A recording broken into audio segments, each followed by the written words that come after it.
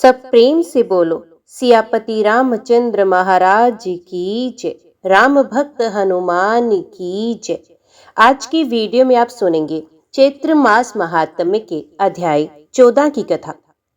रानी कैकेयी ने राजा दशरथ से कहा, हे प्राण प्यारे सुनिए, मेरे मन को भाने वाला एक वर तो दीजिए। भरत को राज तिलक और हे नाथ दूसरा वर भी मैं हाथ जोड़कर मांगती हूँ।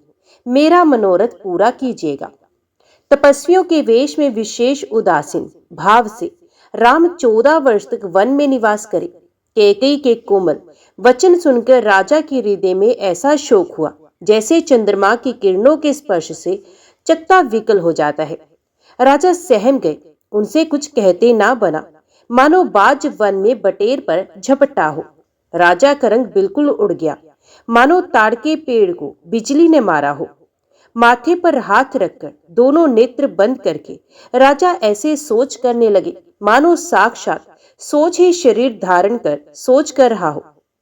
ये सोचते हैं, हाय मेरा मनोरथ रूपी कल्प वृक्ष फूल चुका था, परंतु फलते समय कैकेयी ने हथिनी की तरह उसे जड़ समेत उखाड़कर नष्ट कर डाला। कैकेयी ने अयोध्या को चाट दिया और विपत्ति की अचल नींव डाल दी। किस अवसर पर क्या हो गया। स्त्री का विश्वास करके मैं वैसे ही मारा गया जैसे योग की सिद्धि रूपी फल मिलने के समय योगी को विद्या नष्ट कर देती है। इस प्रकार राजा मन ही मन छींक रहे हैं। राजा का ऐसा बुरा हाल देखकर दुर्बुद्धि कैकेयी मन में बुरी तरह से क्रोधित हुई और बोली, क्या भरत आपके पुत्र नहीं है? क्या मुझे आप दाम देकर खरीद कर लाए हैं? क्या मैं आपकी विवाहिता पत्नी नहीं हूं जो मेरा वचन सुनते ही आपको बाण सा लगा तो आप सोच समझकर बात क्यों नहीं कहते? उत्तर दीजिए, हाँ कहिए, नहीं तो ना ही कर दीजिए। आप रघुवंश में सत्य प्रतिज्ञा वाले प्रसिद्ध राजा हैं। आपने ही वर देने को कहा था, अब भले ही ना दीजिए। सत्य को छोड़ दीजिए और जगत में अपयश लीजिए। सत्य की बड़ी सराहना करके वर देने को कहा था, समझा था कि वे चबेना ही मांग लेगी। राजा शिबी, दधिची और बलि ने जो कुछ कहा, शरीर और धन त्याग कर भी उन्होंने अपने वचन की प्रतिज्ञा को निभाया। कैकेयी बहुत ही कड़वे वचन कह रही है, मानो जले पर नमक छिड़क रही हो। धर्म की धुरी को धारण करने वाले राजा दशरथ ने धीरज धरकर नेत्र खोले और सुर धुनकर तथा लंबी सांस लेकर इस प्रकार कहा कि इसने मुझे बड़े कठोर मारा, ऐसी कठिन परिस्थिति उत्पन्न कर दी जिससे बच निकलना कठिन हो गया। प्रचंड क्रोध से जलती हुई कैकेयी सामने इस प्रकार दिखाई पड़ी मानो क्रोध रूपी तलवार नंगी खड़ी हो। कुर्बुद्धि उस तलवार की मूठ हो, निष्ठुरता धार हो और वे कुबरी मंथरा रूपी सान पर धरकर तेज की हुई हो। राजा ने देखा कि ये तलवार बड़ी ही भयानक और कठोर है और सोचा, क्या सत्य ही ये मेरा जीवन लेगी? राजा अपनी छाती कड़ी करके बहुत ही नम्रता के साथ कैकेयी को प्रिय लगने वाली वाणी बोले, हे प्रिय, हे भीरु, विश्वास और प्रेम को नष्ट करके ऐसे बुरी तरह के वचन कैसे कह रही हो? मेरे तो भरत और रामचंद्र 2 आंखें ही हैं। ये मैं शंकर जी की साक्षी देकर सत्य कहता हूँ। मैं अवश्य सवेरे ही दूत भेजूंगा। दोनों भाई सुनते ही तुरंत आ जाएंगे। अच्छा दिन शुद्धवाकर सब तैयारी करके डंका बजाकर मैं भरत को राज्य दे दूंगा। राम को राज्य का लोभ नहीं और भरत पर उनका बड़ा ही प्रेम है। मैं ही अपने मन में बड़े छोटे का विचार करके राजनीति का पालन कर रहा था। बड़े को राज तिलक देने जा रहा था। राम की 100 बार सौगंध खाकर मैं स्वभाव से ही कहता हूँ कि राम की माता कौशल्या ने इस विषय में मुझसे कभी कुछ नहीं कहा। अवश्य ही मैंने तुमसे बिना पूछे ये सब किया, इसी से मेरा मनोरथ खाली हो गया। अब क्रोध छोड़ दे और मंगल साथ सच। कुछ ही दिनों बाद भरत युवराज हो जाएंगे। एक ही बात का मुझे दुख लगा कि तूने दूसरा वरदान बड़ी अड़चन का मांगा। उसकी आंच से अब भी मेरा हृदय जल रहा है। ये दिल्लगी में, क्रोध में अथवा सचमुच ही वास्तव में सच्चा है? क्रोध को त्याग कर राम का अपराध तो बता। सब कोई तो कहते हैं कि राम बड़े ही साधु हैं। तू स्वयं भी राम की सराहना करती है और उन पर स्नेह किया करती थी। अब ये सुनकर मुझे संदेह हो गया कि तुम्हारी प्रशंसा और स्नेह कहीं झूठे तो न थे। जिसका स्वभाव शत्रु को भी अनुकूल है, वे माता के प्रतिकूल आचरण क्यों करेगा? हे प्रिय, हंसी और क्रोध छोड़ दो और विवेक विचार कर वर मांग। जिससे अब मैं नेत्र भरकर भरत का राज्य अभिषेक देख सकूं। मछली चाहे बिना पानी के जीती रहे और सांप भी चाहे बिना मणि के दीन दुखी होकर जीता रहे, परंतु मैं स्वभाव से ही कहता हूँ, मन में जरा भी छल रखकर नहीं, कि मेरा जीवन राम के बिना नहीं है। हे चतुर प्रिय, जी में समझ देख, मेरा जीवन श्री राम के दर्शन के अधीन है। राजा के कोमल वचन सुनकर दुर्बुद्धि कैकेयी अत्यंत जल रही है, मानो अग्नि में घी की आहुतियां पड़ रही हों।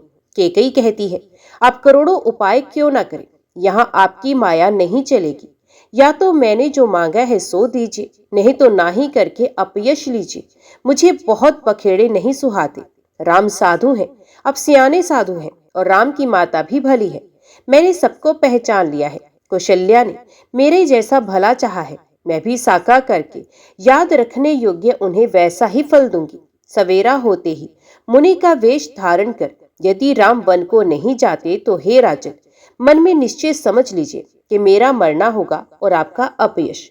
ऐसा कहकर कुटिल कैकेयी उठकर खड़ी हुई, मानो क्रोध की नदी उमड़ी हो। वह नदी पाप रूपी पहाड़ से प्रकट हुई है, क्रोध रूपी जल से भरी है। ऐसी भयानक है कि देखी नहीं जाती। दोनों वरदान उस नदी के दो किनारे हैं। कैकेयी का कठिन हठ ही उसकी तीव्र धारा है और कुबरी मंथरा के वचनों की प्रेरणा ही भंवर है। विक्रोध रूपी नदी राजा दशरथ रूपी वृक्ष को जड़ मूल से ढाती हुई विपत्ति रूपी समुद्र की ओर सीधी चली है। राजा ने समझ लिया कि बात सचमुच वास्तव में सच्ची है। स्त्री के बहाने मेरी मृत्यु हुई सर पर नाच रही है। तदंतर राजा ने कैकेयी के चरण पकड़कर उसे बिठाकर विनती की कि तू सूर्य कुल रूपी वृक्ष के लिए कुल्हाड़ी मत बन। तू मेरा मस्तक मांग ले, मैं तुझे अभी दे दूं, पर राम के विरह में मुझे मत मार। जिस किसी प्रकार से हो तू राम को रख ले, नहीं तो जन्म भर तेरी छाती जलेगी। राजा ने देखा कि रोग असाध्य है, तब वह अत्यंत आर्तवाणी से हाय राम हाय राम हाय रघुनाथ कहते हुए सर पीटकर जमीन पर गिर पड़े। राजा व्याकुल हो गए, उनका सारा शरीर शिथिल पड़ गया, मानो हथिनी ने कल्प वृक्ष को उखाड़ फेंका हो। कंठ सूख गया, मुख से बात नहीं निकलती, मानो पानी के बिना पहना नामक मछली तड़प रही हो। कैकेयी फिर कड़वे और कठोर वचन बोली, मानो घाव में जहर भर रही हो। कहती है, जो अंत में ऐसा ही करना था तो अपने मांग मांग इस बल पर कहा था। हे राजा, ठहाका मारकर हंसना और गाल फुलाना, क्या ये दोनों एक साथ हो सकते हैं? दानी भी कहाना और कंजूसी भी करना, क्या राजपूती में शेम कुशल भी रह सकती है? लड़ाई में बहादुरी भी दिखाए और कहीं चोट भी ना लगे। या तो वचन ही छोड़ दीजिए या धैर्य धारण कीजिए। यो असहाय स्त्री की भांति रोइए पीटिए मत। सत्यव्रती के लिए तो शरीर, स्त्री, पुत्र, घर, धन और पृथ्वी सब तिनके के बराबर कहे गए हैं। कैकेयी के मर्म भेदी वचन सुनकर राजा ने कहा कि तू जो चाहे कह, तेरा कुछ भी दोष नहीं। मेरा काल तुझे मानो पिशाच होकर लग गया है, वही तुझसे ये सब बातें कहला रहा है। भरत तो भूलकर भी राजपद नहीं चाहते, होनहार वश तेरे ही जी में कुमति आ बसी। ये सब मेरे पापों का परिणाम है, जिसमें बेमौके विधाता विपरीत हो गया। तेरी उजाड़ी हुई ये सुंदर अयोध्या फिर भली भांति बसेगी और समस्त गुणों के धाम श्री राम की प्रभुता भी होगी। सब भाई उनकी सेवा करेंगे और तीनों लोकों में श्री राम की बढ़ाई भी होगी। केवल तेरा कलंक और मेरा पछतावा मरने पर भी नहीं मिटेगा। ये किसी तरह नहीं जाएगा। अब तुझे जो अच्छा लगे वही कर। मुंह छिपाकर मेरी आंखों की ओट जाकर बैठ, अर्थात मेरे सामने से हट जा, मुझे मुंह ना दिखा। मैं हाथ जोड़कर कहता हूँ कि जब तक मैं जीता रहूं तब तक फिर कुछ ना कहना, अर्थात मुझसे ना बोलना। अरे अभागिनी, फिर तू अंत में पछताएगी, जो तू तांत के लिए गाय को मार रही है। राजा करोड़ों प्रकार से समझाकर और ये कहकर कि तू क्यों सर्वनाश कर रही है, पृथ्वी पर गिर पड़े, पर कपट करने में चतुर कैकेयी कुछ बोलती नहीं, मानो मौन होकर मसान जग रही हो, शमशान में बैठकर प्रेत मंत्र सिद्ध कर रही हो। राजा राम राम रट रहे हैं और ऐसे व्याकुल हैं जैसे कोई पक्षी पंख के बिना बेहाल हो। वे अपने हृदय में मनाते हैं कि सवेरा ना हो और कोई जाकर श्री रामचंद्र जी से ये बात ना कहे। हे रघुकुल के गुरु सूर्य भगवान, आप अपना उदय न करें। अयोध्या को बेहाल देखकर आपके हृदय में बड़ी पीड़ा होगी। राजा की प्रीति और कैकेयी की निष्ठुरता दोनों को ब्रह्मा ने सीमा तक रचकर बनाया है। अर्थात राजा प्रेम की सीमा है और कैकेयी निष्ठुरता की। विलाप करते करते ही राजा को सवेरा हो गया। राजद्वार पर वीणा, बांसुरी और शंख की ध्वनि होने लगी। भाट लोग बिरुदावली पढ़ रहे हैं और गवैये गुणों का गान कर रहे हैं। सुनने पर राजा को वे बाण जैसे लगते हैं। राजा को ये सब मंगल साज कैसे नहीं सुहा रहे हैं, जिसे पति के साथ सती होने वाली स्त्री को आभूषण। श्री रामचंद्र जी के दर्शन की लालसा और उत्साह के कारण उस रात्रि में किसी को भी नींद नहीं आई। राजद्वार पर मंत्रियों और सेवकों की भीड़ लगी है। वे सब सूर्य को उदय हुआ देखकर कहते हैं कि ऐसा कौन सा विशेष कारण है कि अवधपति दशरथ जी अभी तक नहीं जागे। राजा नित्य ही रात के पिछले पहर जाग जाया करते हैं, किंतु आज हमें बड़ा आश्चर्य हो रहा है। हे सुमंत्र, जाओ, जाकर राजा को जगाओ, उनकी आज्ञा पाकर हम सब काम करें। तब सुमंत्र रावले राजमहल में गए, पर महल को भयानक देखकर वे जाते हुए डर रहे हैं। ऐसा लगता है मानो दौड़कर काट खाएगा। उसकी ओर देखा भी नहीं जाता, मानो विपत्ति और विषाद ने वहां डेरा डाल रखा हो। पूछने पर कोई जवाब नहीं देता। वे उस महल में गए जहां राजा और कैकेयी थे। जय जीव कहकर सर नवाकर वंदना करके बैठे और राजा की दशा देखकर तो वे सूख ही गए। देखा कि राजा सोच में व्याकुल है और चेहरे का रंग उड़ गया है।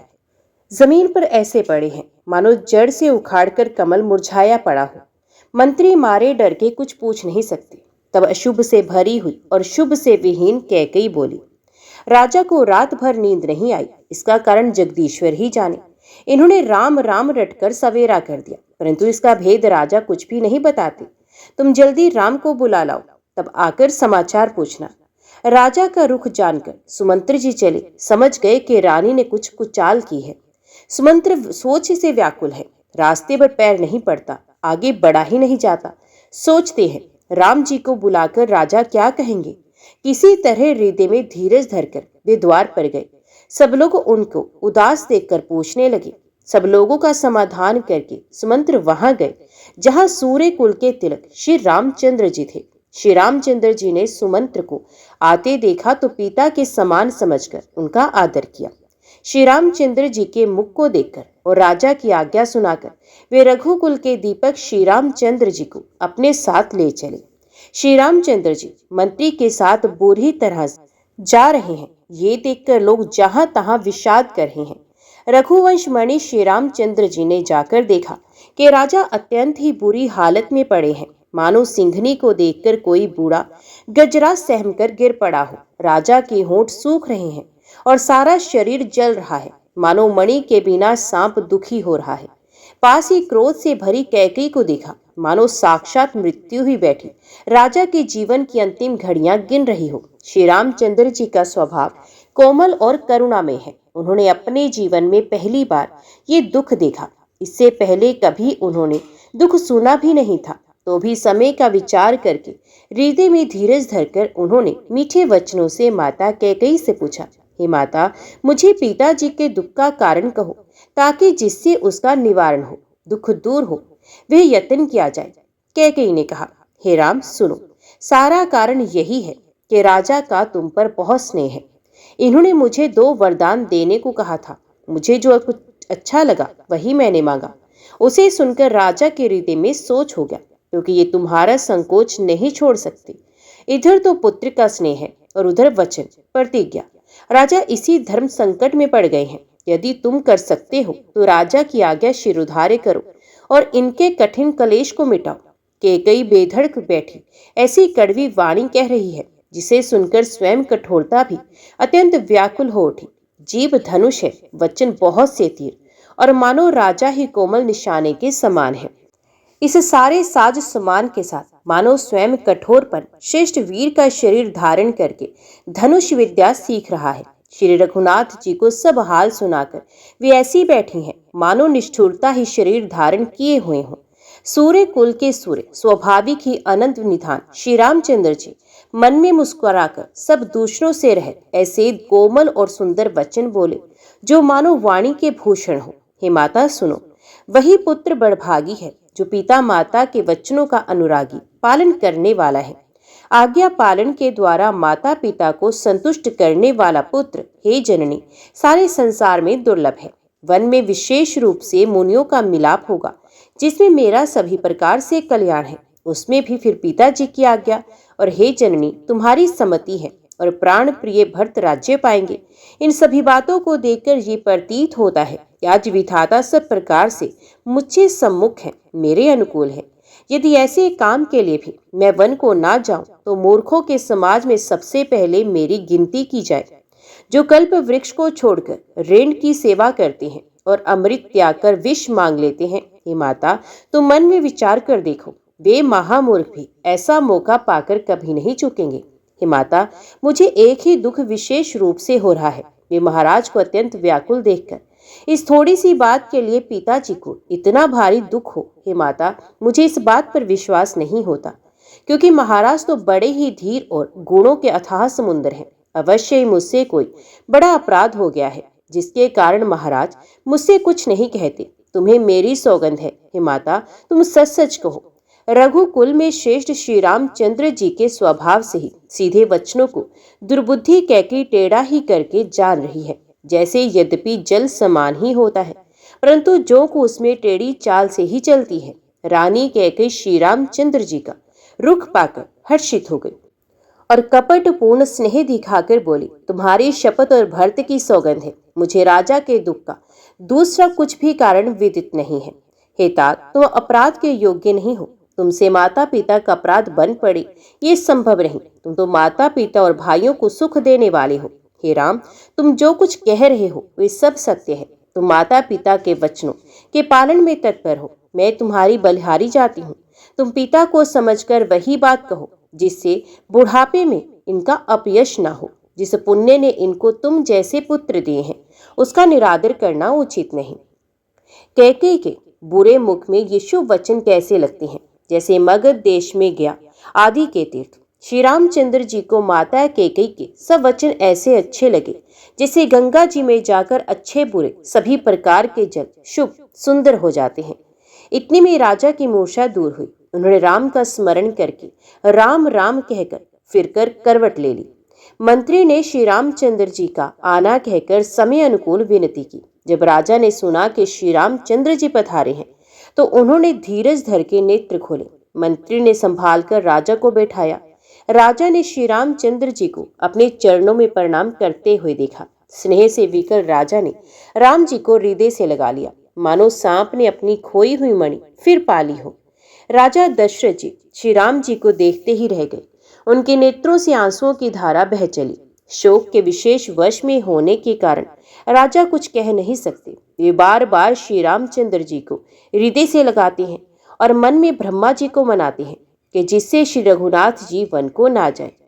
फिर महादेव जी का स्मरण करके उनसे निहोरा करते हुए कहते हैं, हे सदाशिव, आप मेरी विनती सुनिए। आप आशुतोष और मुंह मांगा वर देने वाले हैं, तथा मुझे अपना दीन सेवक जानकर मेरे दुख को दूर कर दीजिए।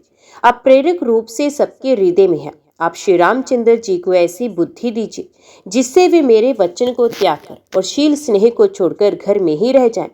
जगत में चाहे अपयश हो और सुयश नष्ट हो जाए, चाहे नया पाप होने से मैं नरक में गिरूं अथवा स्वर्ग चला जाऊं, पूर्व पुण्यों के फल स्वरूप मिलने वाला स्वर्ग चाहे मुझे ना मिले, और भी सब प्रकार के दुस्सह दुख आप मुझसे सहन करा लें, पर श्री रामचंद्र मेरी आंखों की ओट ना हो। राजा मन ही मन इस प्रकार विचार कर रहे हैं, बोलते नहीं।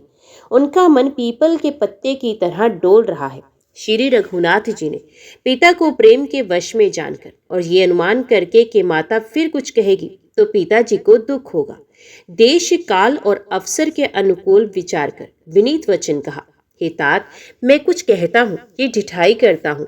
इस अनौचित्य ने को मेरी बाल्यावस्था समझकर क्षमा कीजिएगा। इस सत्य तुच्छ बात के लिए अपने इतना दुख पाया, मुझे किसी ने पहले कहकर ये बात नहीं जनाई। स्वामी को इस दशा में देखकर मैंने माता से पूछा। उनसे सारा प्रसंग सुनकर मैं सब अंग शीतल हो गए। मुझे बड़ी प्रसन्नता हुई। हे पिताजी, इस मंगल के समय स्नेहवश होकर सोच करना छोड़ दीजिए और हृदय में प्रसन्न होकर मुझे आज्ञा दीजिए। ये कहते हुए प्रभु श्री रामचंद्र जी सर्वांग पुलकित हो गए। उन्होंने फिर कहा, इस पृथ्वी तल पर उसका जन्म धन्य है, जिसके चरित्र सुनकर पिता को परम आनंद हो, जिसको माता पिता प्राणों के समान प्रिय हैं। चारों पदार्थ अर्थ धर्म काम और मोक्ष उसकी मुट्ठी में रहते हैं। आपकी आज्ञा पालन करके और जन्म का फल पाकर मैं जल्दी ही लौट आऊंगा, अतः कृपया आज्ञा दीजिए। माता से विदा मांगाता हूँ, फिर आपके पैर लगकर प्रणाम करके वन को जाऊंगा। ऐसा कहकर तब श्री रामचंद्र जी वहां से चले गए। राजा ने शोकवश कोई उत्तर नहीं दिया। वे बहुत ही अप्रिय बात नगर भर में इतनी जल्दी फैल गई, मानो डंक मारते ही बिच्छू का विष सारे शरीर में चढ़ गया हो। इस बात को सुनकर सब स्त्री पुरुष ऐसे व्याकुल हो गए जैसे दावानल में वन में आग लगी देखकर बेल और वृक्ष मुरझा जाते हों। जो जहां सुनता है वे वहीं सिर धुनने पीटने लगता है। बड़ा विषाद है, किसी को धीरज नहीं बनता। सबके मुख सूखे जाते हैं, आंखों से आंसू बहते हैं, शोक हृदय में नहीं समाता। मानो करुणा रस की सेना अवध पर डंका बजाकर उतर आई हो। सब मेल मिल गए हैं, सब संयोग ठीक हो गए थे। इतने में ही विधाता ने बात बिगाड़ दी। जहां तहां लोग कैकेयी को गाली दे रहे हैं। इस पापिन को क्या सूझ पड़ा जिसने शाही घर पर आग रख दी। ये अपने हाथ से अपनी आंखों को निकालकर देखना चाहती है और अमृत फेंककर विष खाना चाहती है।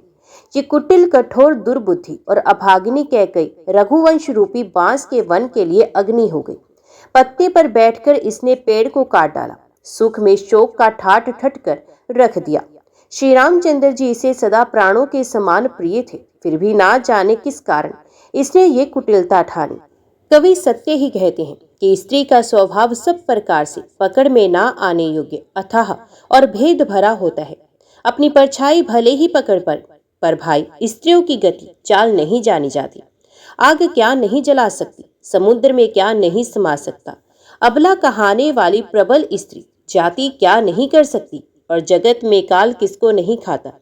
विधाता ने क्या सुनाकर क्या सुना दिया, और क्या दिखाकर अब वे क्या दिखाना चाहते हैं। एक कहते हैं कि राजा ने अच्छा नहीं किया, दुर्बुद्धि कैकेयी को विचार कर वर नहीं दिया।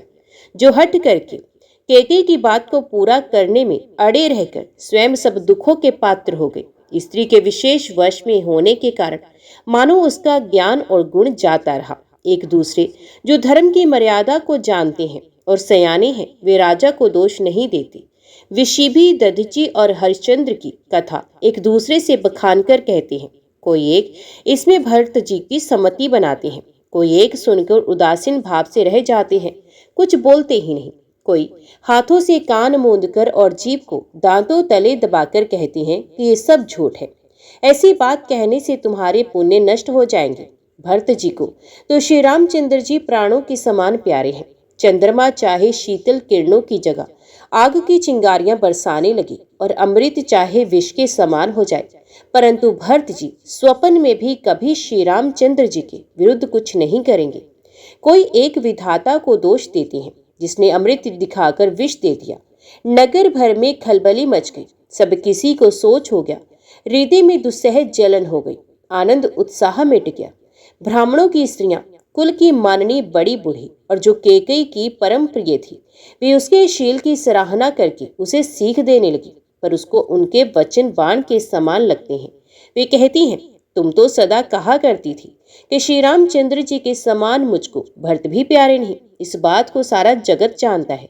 श्री रामचंद्र जी पर तो तुम स्वाभाविक ही स्नेह करती रही हो, आज किस अपराध से उन्हें वन देती हो। तुमने कभी सोत्याडाह नहीं किया। सारा देश तुम्हारे प्रेम और विश्वास को जानता है। अब कौशल्या ने तुम्हारा कौन सा काम बिगाड़ दिया जिसके कारण तुमने सारे नगर पर वज्र गिरा दिया। क्या सीता जी अपने पति श्री रामचंद्र जी का साथ छोड़ देंगी? क्या लक्ष्मण जी श्री रामचंद्र जी के बिना घर रह सकेंगे? क्या भरत जी श्री रामचंद्र जी के बिना अयोध्यापुरी का राज्य भोग सकेंगे? और क्या राजा श्री रामचंद्र जी के बिना जीवित रह सकेंगे? अर्थात ना सीता जी यहाँ रहेंगी, ना लक्ष्मण रहेंगे, ना भरत जी राज्य करेंगे, और ना राजा ही जीवित रहेंगे। सब उजाड़ हो जाएगा। हृदय में ऐसा विचार कर क्रोध छोड़ दो, शोक और कलंक की कोठी मत बनो। भरत को अवश्य युवराज पद दो, पर श्री रामचंद्र जी का वन में क्या काम है? श्री रामचंद्र जी राज्य के भूखे नहीं, वे धर्म की धुरी को धारण करने वाले और विषय रस से रूखे हैं, अर्थात उनमें विषय शक्ति है ही नहीं। इसलिए तुम ये शंका ना करो कि श्री राम जी वन ना गए तो भरत के राज्य में विघ्न करेंगे। इतने पर भी मन ना माने तो तुम राजा से दूसरा ये वर ले लो कि श्री राम घर छोड़कर गुरु के घर रहें। जो तुम हमारे कहने पर ना चलोगी तो तुम्हारे हाथ कुछ भी ना लगेगा। यदि तुमने कुछ हंसी की हो तो उसे प्रगट में कहकर जना दो कि मैंने दिलगी की है। राम सरीखा पुत्र क्या वन के योग्य है? ये सुनकर लोग तुम्हें क्या कहेंगे? जल्दी उठो और वही उपाय करो जिस उपाय से शोक और कलंक का नाश हो जाए। जिस तरह नगर भर शोक और तुम्हारा कलंक मिटे, वही उपाय करके कुल की रक्षा कर वन जाते हुए श्री रामचंद्र जी को हट करके लौटा ले। दूसरी कोई बात ना कहना। तुलसीदास जी कहते हैं, जैसे सूर्य के बिना दिन, प्राण के बिना शरीर और चंद्रमा के बिना रात निर्जीव तथा शोभाहीन हो जाती हैं, वैसे ही श्री रामचंद्र जी के बिना अयोध्या हो जाएगी। हे भामिनी, तो अपने हृदय में इस बात को समझकर विचार कर देख तो सही। इस प्रकार सखियों ने ऐसी सीख दी जो सुनने में मीठी और परिणाम में हितकारी थी। पर कुटिल कबरे की सिखाई पढ़ाई हुई कैकई ने इस पर जरा भी ध्यान नहीं दिया। कैकई कोई उत्तर नहीं देती। वे दुस्सह क्रोध के मारे रूखी हो रही है। ऐसी दिखती है मानो भूखी बाघिन हरणियों को देख रही हो। तब सखियों ने रोग को असाध्य समझकर उसे छोड़ दिया। सब उसको मंद बुद्धि अभागिनी कहती हुई चल दी। राज्य करते हुए इस कैकई को देव ने नष्ट कर दिया। इसने जैसा कुछ दिया वैसा कुछ भी न करेगा। नगर के सब स्त्री पुरुष इस प्रकार विलाप कर रहे हैं और उस कुचाली कैकई को करोड़ों गालियां दे रहे हैं। लोग भयानक दुख की आग से जल रहे हैं। लंबी सांसें लेते हुए कहते हैं कि श्री रामचंद्र जी के बिना जीने की कौन आशा है। महान वियोग की आशंका से प्रजा ऐसी व्याकुल हो गई है मानो पानी सूखने के समय जलचर जीवों का समुदाय व्याकुल हो। सभी पुरुष और स्त्रियां अत्यंत विषाद के वश में हो रहे हैं। स्वामी श्री रामचंद्र जी माता कौशल्या के पास गए। उनका मुख प्रसन्न है और चित्त में चौगुना उत्साह है। ये सोच मिट गया है कि राजा कहीं रख ना ले। श्री रामचंद्र जी को राज तिलक की बात सुनकर विषाद हुआ था कि सब भाइयों को छोड़कर बड़े भाई मुझको ही राज तिलक क्यों होता है। अब माता कैकई की आज्ञा और पिता की मौन सम्मति पाकर ये सोच मिट गया। श्री रामचंद्र जी का मन नए पकड़े हुए हाथी के समान और राज तिलक उस हाथी के बांधने की कांटेदार लोहे की बेड़ी के समान है। बन जाना है ये सुनकर अपने को बंधन से छूटा जानकर उनके हृदय में आनंद बढ़ गया। रघुकुल तिलक श्री रामचंद्र जी ने दोनों हाथ जोड़कर आनंद के साथ माता के चरणों में सिर नवाया। माता ने आशीर्वाद दिया, अपने हृदय से लगा लिया और उन पर गहने तथा कपड़े न्यौछावर किए। माता बार बार श्री रामचंद्र जी का मुख चूम रही हैं। नेत्रों में प्रेम का जल भर आया है और सब अंग पुलकित हो गए हैं। श्री राम को अपनी गोद में बैठाकर फिर हृदय से लगा लिया। सुंदर स्तन दूध बहाने लगे। उनका प्रेम और महान आनंद कुछ कहा नहीं जाता। मानो कंगाल ने कुबेर का पद पा लिया हो। बड़े आदर के साथ सुंदर मुख देखकर माता मधुर वचन बोले, हे तात, माता बलिहारी जाती है। कहो वे आनंद मंगलकारी लगन कब है जो मेरे पुण्यशील और सुख की सुंदर सीमा है और जन्म लेने के लाभ की पूर्णतन अवधि है, तथा जिस लगन को सभी स्त्री पुरुष अत्यंत व्याकुलता से इस प्रकार चाहते हैं जिस प्रकार प्यास से चातक और चातकी शरद ऋतु के स्वातिन नक्षत्र की वर्षा को चाहते हैं। हे तात, मैं बलैया लेती हूँ, तुम जल्दी नहा लो और जो मन भाई कुछ मिठाई खा लो। भैया तब पिता के पास जाना, बहुत देर हो गई, माता बलिहारी जाती है। माता के अत्यंत अनुकूल वचन सुनकर जो मानो स्नेह रूपी कल्प वृक्ष के फूल थे, जो सुख रूपी मकरंद पुष्प रस से भरे थे और जो श्री राज लक्ष्मी के मूल थे, ऐसे वचन रूपी फूलों को देखकर श्री रामचंद्र जी का मन रूपी भोरा उन पर नहीं भूला। धर्म धोरण श्री रामचंद्र जी ने धर्म की गति को जानकर माता से अत्यंत कोमल वाणी से कहा, हे माता, पिताजी ने मुझको वन का राज्य दिया है जहाँ सब प्रकार से मेरा बड़ा काम बनने वाला है।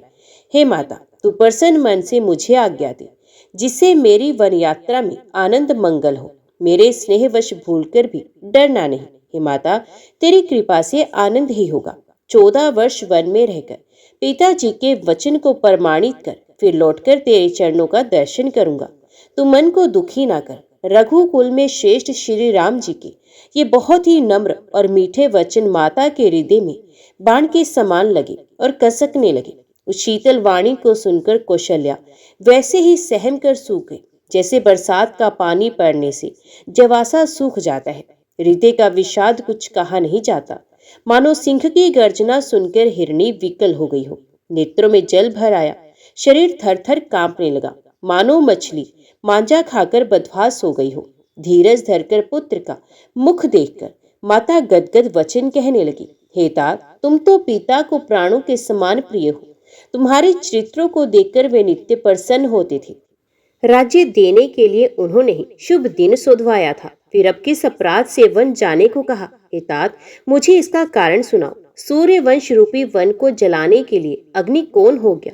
तब श्री रामचंद्र जी का रुख देखकर मंत्री के पुत्र ने सब कारण समझाकर कहा। उस प्रसंग को सुनकर वे गूंगी जैसी चुप रह गई। उनकी दशा का वर्णन नहीं किया जा सकता, ना रखी सकती है, ना ये कह सकती है कि वन को चले जाओ। दोनों ही प्रकार से हृदय में बड़ा भारी संताप हो रहा है। मन में सोचती है कि देखो, विधाता की चाल सदा सबके लिए टेढ़ी होती है। लिखने लगे चंद्रमा और लिख गया राहु। धर्म और स्नेह दोनों ने कौशल्या जी की बुद्धि को घेर लिया। उनकी दशा सांप शशुंदर जैसी हो गई। वे सोचने लगी कि यदि मैं अनुरोध करके पुत्र को रख लेती हूँ तो धर्म जाता है और भाइयों में विरोध होता है, और यदि वन जाने को कहती हूँ तो बड़ी हानि होती है। इस प्रकार के धर्म संकट में पड़कर रानी विशेष रूप से सोच के वश में हो गई। फिर बुद्धिमती कौशल्या जी स्त्री धर्म पातिव्रत धर्म को समझकर और राम तथा भरत दोनों को पुत्रों को समान जानकर सरल स्वभाव वाली श्री रामचंद्र जी की माता बड़ा धीरज धरकर वचन बोली, हे तात, मैं बलिहारी जाती हूँ। तुमने अच्छा किया। पिता की आज्ञा का पालन करना ही सब धर्मों का शिरोमणि धर्म है। राज्य देने को कहकर वन दे दिया, उसको मुझे लेश मात्र भी दुख नहीं। दुख तो इस बात का है कि तुम्हारे बिना भरत को, महाराज को और प्रजा को बड़ा भारी कलेश होगा। हे तात, यदि केवल पिताजी की ही आज्ञा हो तो माता को पिता से बड़ी जानकर वन को मत जाओ, किंतु यदि माता पिता दोनों ने वन जाने को कहा हो तो वन तुम्हारे लिए सैकड़ों अयोध्या के समान है। वन के देवता तुम्हारे पिता होंगे और वन देवियां माता। वहां के पशु पक्षी तुम्हारे चरण कमलों के सेवक होंगे। राजा के लिए अंत में तो वनवास करना उचित ही है। केवल तुम्हारी सुकुमार अवस्था देखकर हृदय में दुख होता है। हे रघुवंश के तिलक, वन बड़ा भाग्यवान है और यवद अभागी है जिसे तुमने त्याग दिया। हे पुत्र, यदि मैं कहूँ कि मुझे भी साथ ले चलो तो तुम्हारे हृदय में स्नेह होगा कि माता इसी बहाने मुझे रोकना चाहती है। हे पुत्र, तुम सभी के परम प्रिय हो, प्राणों के प्राण और हृदय के जीवन हो। वही प्राणाधार तुम कहते हो कि हे माता, मैं वन को जाऊं, और मैं तुम्हारे वचनों को सुनकर बैठी पछताती हूँ। ये सोचकर झूठा स्नेह बढ़ाकर मैं हट नहीं करती। बेटा, मैं बलैया लेती हूँ। माता का नाता मानकर मेरी सुध भूल ना जाना। हे गोसाई, सब देव और पितृ तुम्हारी वैसे ही रक्षा करें जैसे पल की आंखों की रक्षा करते हैं। तुम्हारे वनवास की अवधि 14 वर्ष जल है, प्रियजन और कुटुंबी मछली। तुम दया की खान और धर्म की धूरी को धारण करने वाले हो। ऐसा विचार कर वही उपाय करना जिसमें सबके जीते जी तुम आ मिलो। मैं बलिहारी जाती हूँ।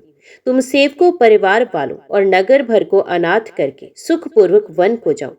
आज सबके पुण्यों का फल पूरा हो गया। कठिन काल हमारे विपरीत हो गया। इसी प्रकार बहुत विलाप करके और अपने को परम अभागिनी जानकर माता श्री रामचंद्र जी के चरणों में लिपट गई। हृदय में भयानक दुस्सह संताप छा गया। उस समय बहुविध विलाप का वर्णन नहीं किया जा सकता। श्री रामचंद्र जी ने माता को उठाकर हृदय से लगा लिया और फिर कोमल वचन कहकर उन्हें समझाया। उसी समय ये समाचार सुनकर सीता जी अकुला उठी और सास के पास जाकर उनके दोनों चरण कमलों की वंदना कर सर नीचा करके बैठ गई। सास ने कोमल वाणी से आशीर्वाद दिया। वे सीता जी को अत्यंत सुकुमारी देखकर व्याकुल हो गई। रूप की राशि और पति के साथ पवित्र प्रेम करने वाली सीता जी नीचा मुख किए बैठी सोच रही हैं। जीवननाथ, प्राणनाथ वन को चलना चाहती हैं। देखे किस पुण्यवान से उनका साथ होगा। शरीर और प्राण दोनों साथ जाएंगे या केवल प्राण ही से उनका साथ होगा। विधाता की करनी कुछ जानी नहीं जाती।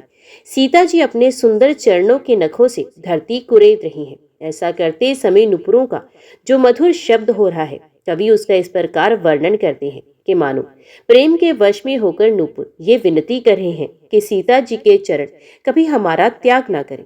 सीता जी सुंदर नेत्रों से जल बहा रही हैं। उनकी ये दशा देखकर श्री राम जी की माता कौशल्या जी बोली, हितात सुनो, सीता अत्यंत ही सुकुमारी है तथा सास ससुर और कुटुंबी सभी को प्यारी है।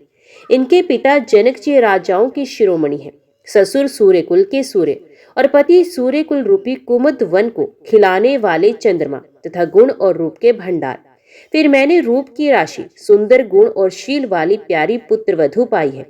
मैंने इस जानकी को आंखों की पुतली बनाकर इनसे प्रेम बढ़ाया है और अपने प्रेम इनमें लगा दिया है। इन्हें कल्पलता के समान मैंने बहुत तरह से बड़ी लाड़ चाव के साथ स्नेह रूपी जल से सींचकर पाला है। अब इस लता के फूलने फलने के समय विधाता वाम हो गए। कुछ जाना नहीं जाता कि इसका क्या परिणाम होगा। सीता ने पलंग के ऊपर गोद और हिंडोले को छोड़कर कठोर पृथ्वी पर कभी पैर नहीं रखा। मैं सदा संजीवनी जड़ी के समान सावधानी से इनकी रखवाली करती रही हूँ। कभी दीपक की बत्ती हटाने को भी नहीं कहती। वही सीता तुम्हारे साथ वन चलना चाहती है। हे रघुनाथ, उसे क्या आज्ञा होती है? चंद्रमा की किरणों का रस चाहने वाली चकोरी सूर्य की ओर आंख किस तरह मिला सकती है? हाथी, सिंह, राक्षस आदि अनेक दुष्ट जीव जंतु वन में विचरते रहते हैं। हे पुत्र, क्या विष की वाटिका में सुंदर संजीवनी बूटी शोभा पा सकती है? वन के लिए तो ब्रह्मा जी ने विषय सुख को ना जानने वाली कोल और भीलों की लड़कियों को रचा है, जिनका पत्थर के कीड़ों जैसा कठोर स्वभाव है। उन्हें वन में कभी क्लेश नहीं होता। अथवा तपस्वियों की स्त्रियां वन में रहने योग्य हैं, जिन्होंने तपस्या के लिए सब भोग तज दिए हैं। ये पुत्र, जो तस्वीर के बंदर को देखकर डर जाती है, वे सीता वन में किस तरह रह सकेगी?